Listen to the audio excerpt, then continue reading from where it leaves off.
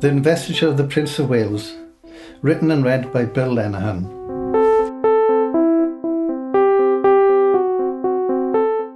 Mrs. Morgan, walking down the street, dressed in the finest the local RSPCA charity shop has to offer, muttering to herself and Fu Manchu, her Pekingese. "Oh, come on, Fu Manchu, Curriard, you have to go, or it'll be Davis the vet for you." "Fu Manchu having trouble with his bowels again," says Mrs. Thomas as she sweeps the path leading to her bungalow, the only bungalow on the street, built by Mr. John Thomas himself after taking early retirement from Boots the chemist. Under a bit of a cloud, some did say. But the best one to answer that would be Cheryl Davis at number 17, Boots part-time cleaner. As yet, her lips are closed tight, unlike another part of her anatomy, which we won't mention here. Yes, that's what killed him in the end. What with the infidelity in the building of the bungalow, the only one on the street, Mrs. Thomas would have none of it, saying it was a flare-up of his hemorrhoids, which he caught at the age of 12 due to sitting on drunk gas whilst watching the girls play netball in their navy blues. Well, I don't know what to do next, Mrs. Thomas. I mean, it's too late now. They're putting out the tables. And if someone were to step in it, why, I really don't know. "Let her go in your backyard then," replied Mrs. Thomas indignantly. "Good gracious, Miss Thomas, I can't do that. What if I step in it? When I hang out the washing, and there is Mr. Morgan getting the coal? Why, it would be all over the line now." Mrs. Jenkins, standing at the kitchen sink, washing the same dishes for the third time, as she watched over the comings and goings in the street.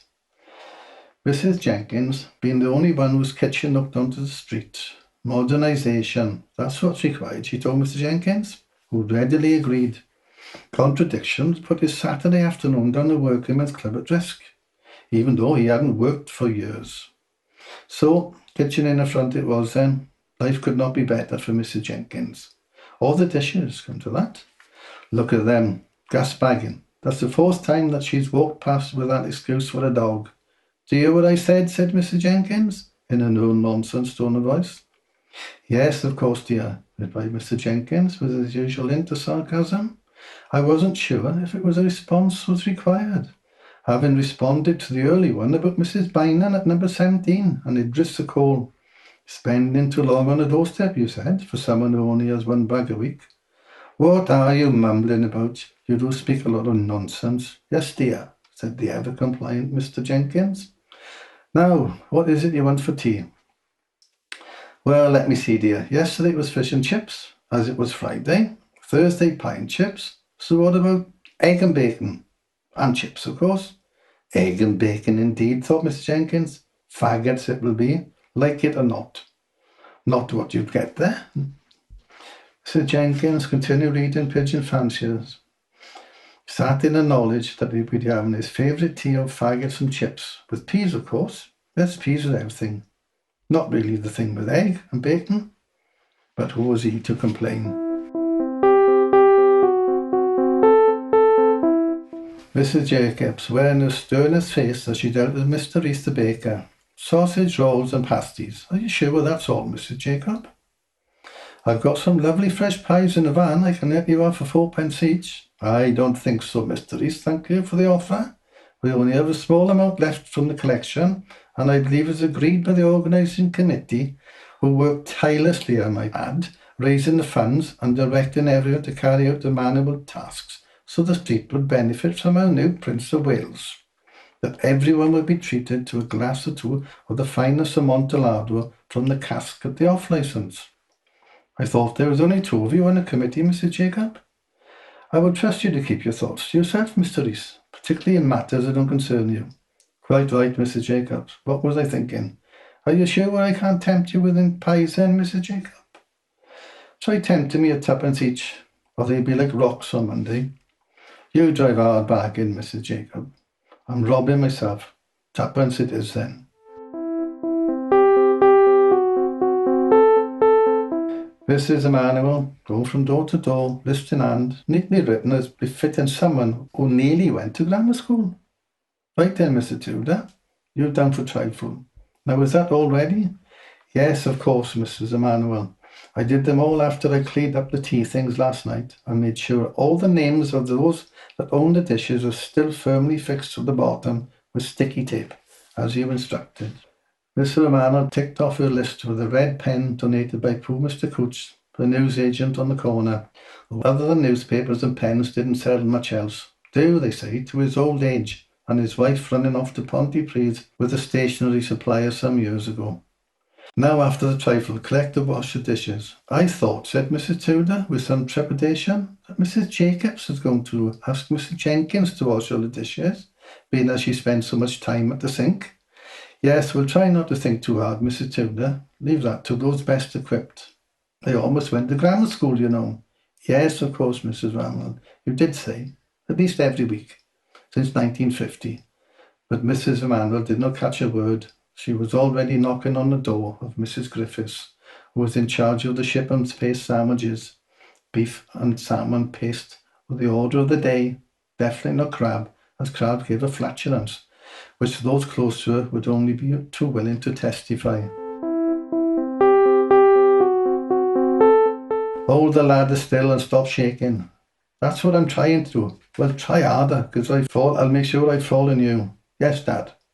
Hello, Mr. Clements. See you busy? Why, if it isn't Mrs. Davis. How are you keeping, Cheryl? And how is Mr. Davis? Well, I hope. Yes, I think I saw him. He was in good health. He's had to spend a lot of time with his pigeons lately, I think. He said it was Raymond. Go tell your mother I'll have a cup of tea. But you said you didn't want one. Well, I do now. But I have to hold the ladder. It's all right, I'll hold it. Mrs. Davis, a slight tremor in her voice. Best hold it steady then, or he might fall on you. Oh, I'm sure he would, Raymond. You're so brave to wear shorts, Mr. Clemens, aren't you? Cold? No, the cold doesn't bother me. Yes, I can see that through you, Mr. Clemens. You're such a fine figure of a man. If you feel the ladder shake, it's just my hands are trembling. I'm glad you told me that, Mr. Davis. I thought it was my knees. My new blouse, is it? Nice of you to notice, Mr. Clemens. Bought especially for the party, from Peacock's in town. Well, it certainly shows off your attributes, Mrs. Davis. And I must say, you certainly have a fine pair of attributes. Right, thank you, Mr. Clements. It appears your tea is ready, Mr. Clements. The familiar figure of Mrs. Clements was striding towards him, carrying what had been a full mug of tea. Her usual ensemble of curlers fixed firmly in place, quite a force to be reckoned with, they did say, other than Miss Clements that was, who preferred to say nothing. I think best be on my way, Mr. Clements. He heard not a word, focused as he was on Mrs. Clements' face, a face that left nothing to the imagination. The organising committee now gathered at the top of the street, admiring their accomplishments. Table laid out to perfection between the neat terraced houses, well, other than Mrs. Jenkins' bungalow, which they considered to be pretentious. I think congratulations are in order, Mrs. Emanuel, and quite rightly so, Mr. Jacobs. Bunting of flags and as specified. What a fine job we've done. Oh, Mr. Jacob, Mr. Emanuel, quickly. What are we going to do? Oh, achavi. And there it was, slightly steamy, with the same consistency as Mrs. Tudor's trifle, which somehow had not set as a trifle should. The product of some animal's upset digestive system, and everyone knew whose digestive system it was. Ignoring the knock on the door is Mrs. Morgan sitting in her favourite armchair in the parlour, pouring a glass of Amontillado from a Corona bottle, which previously contained dandelion and burdock, preferring it to Tizer, as Tizer gave the wind. Knocking on the door continued. Mrs. Morgan, came the shout through the letterbox. Come out and clean up this mess. Sipping her sherry, she smiled to herself. Perhaps I'll have a little nap, she whispered to Fu Manchu, who was sound asleep on her lap, safe in the knowledge there would be no need to visit Davis the vet. Having delivered the desired package, ignoring the cacophony outside, she closed her eyes. Needless to say, there were no volunteers to clean up the mess. Then Mrs. Emanuel had a brainwave. We shall place a cardboard box over it with a sign saying, "Do not remove at any cost." Well, how clever are you, Mrs. Emanuel? Where would we be without you? Oh, I know, Mrs. Jacob, but I did almost go to grammar school, you know. Mrs. Tudor duly arrived at the box and proceeded to place it upon the offending deposit. Oh, goodness me, Mrs. Tudor, what have you done? You're supposed to place the box with the open end over it, not the closed end. Alas, too late. The damage was done. This was again where Mrs. Emanuel once more came to the rescue. Just leave it in place, she said. When the party is finished, we shall remove the box. Won't you, Mrs. Tudor?